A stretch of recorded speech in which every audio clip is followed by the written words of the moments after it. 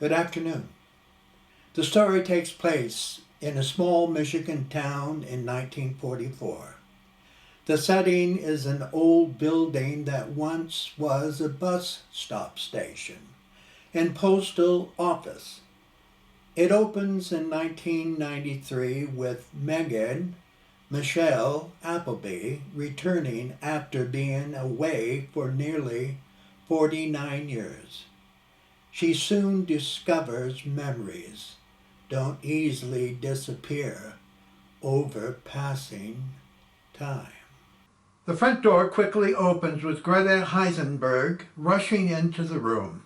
She's a pretty 17-year-old and is out of breath. My papa's going to kill me. Can I duck into the back room, Mrs. Appleby? Greta, what's going on? He's going to beat me. Why? He saw me with Jude Taylor behind Simpson's lumberyard. What were you doing? Nothing. He doesn't want me talking to boys. He says I'm dancing with the devil when I do. And that's all we were doing, just talking. He can't beat you for that. The front door suddenly opens with Mr. Heisenberg rushing in. Greta, come home! I wasn't doing anything, Papa. Obey me, Greta. Mr. Heisenberg, may I suggest something? This is our business, Mrs. Appleby. We solve our own problems. Greta, come. Don't make it any worse. Greta looks to Petrice for assistance, but submits to his command, following him outside and leaving Petrice standing near the door. The telephone rings.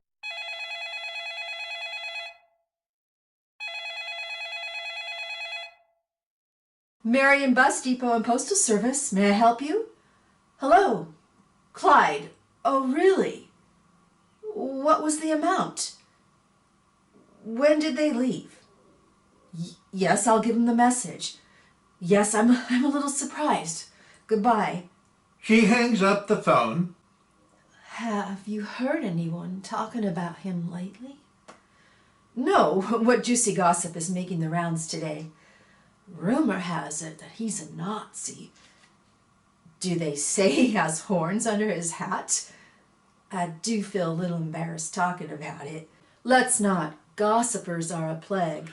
But there's one thing that concerns me. Do you mind my saying it? No, you're baking the pie. Serve it up. Do you remember when he moved into town several years ago with Greta and his 18-year-old son, Frederick? Yes, we were wondering where his wife was. Do you recall how quickly his son returned to Germany in 1939? Is that a crime? No, but there's a rumor that his daughter in Germany is married to a Luftwaffe fighter pilot. How does that make Mr. Heisenberg a Nazi? I suppose it doesn't, but Frederick is now a Panzer tank commander. He's not responsible for his children's decisions. There are people in our community who believe he's a Nazi spy. A Nazi spy? Yes, it sounds ridiculous, but they believe it. Is he spying on wheat fields and farm pigs? It does sound crazy, doesn't it? I'll never see him quite the same way now that he's a bona fide pig spy. Pig spy? Yes, a notorious pig spy. The front door opens with Maggie and Jason entering, moving to the back room. Hi, Mom. I want a word with you, young lady. What about? Jason, is Mr. Brindle's razor dull these days? I don't think so, Mrs. Appleby. Your facial hair must grow unusually fast or he has a blunt razor. Mr. Brindle is really busy, so we decided to... Hold it right there, Maggie. Your 2 feet are already in the pot of stew. I know all about it, and I can't understand why you involve poor Jason in your shady enterprise. Mr. Brindle took bets on the World Series, and I figured we could pick up a little. That's gambling.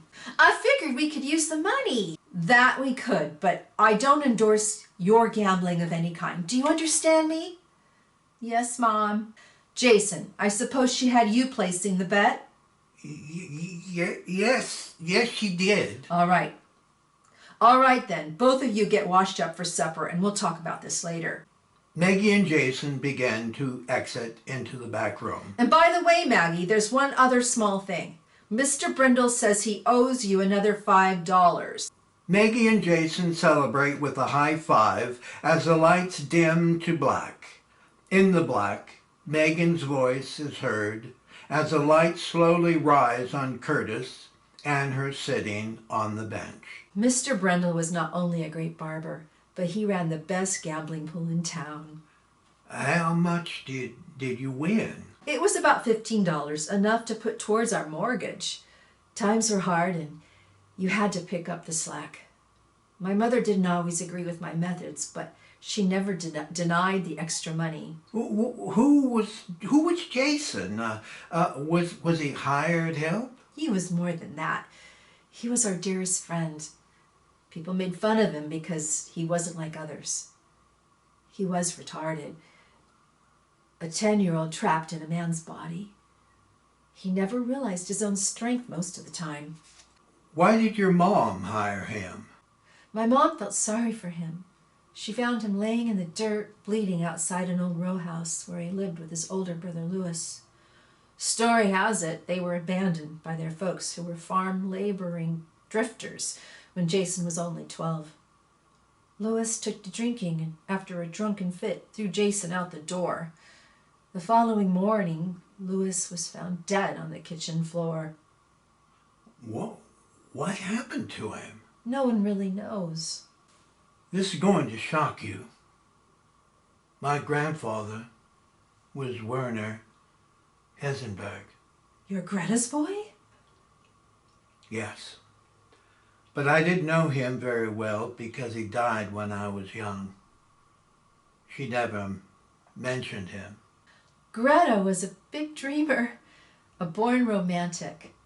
She always hoped to meet Mr. Right someday. She seemed troubled, though. I mean, with all the talk about her father, it made her wish she was someone else. I swear she lived in her dreams more than life itself. My mother and I left this town a short time before my 13th birthday. We moved to Maine so we could be closer to her family. And I lost touch with everyone here, but now I know Greta herself had a little boy. Do you mind if I read a little more? Sure. Go right ahead. December 19th, 1944. Being a big movie fan that I am, I'd like to report that Mr. B. Mayer is a tremendous scoundrel for leaving his poor wife after she attempted suicide several times. And shame on Ann Miller for allowing to be seen with a man of base character. I find it difficult understanding how thousands of screaming young women find that skinny, oversized Adam's apple, Frank Sinatra, as desirable. He may have a decent voice, but I do believe he'll fade into obscurity before the end of the decade. Bing Crosby's my favorite, and I just loved him in Going My Way. I'm deeply troubled by the new actors today. One in particular, a young man who sounds like he's got a dirty sock in his mouth. His mother should be ashamed of herself for naming him Marlon. What kind of name is that for an actor? I promised Maggie we'd see his new picture called National Velvet. I think she's got a crush on Mickey Rooney. But for that matter, everybody does. I got a letter the other day from my sweet Robert. He says he's eating well and getting plenty of rest, even though being drilled hard for what many believe to be a major push in Germany. I suppose I never imagined a time in my life. Her voice begins to fade as the lights dim to black.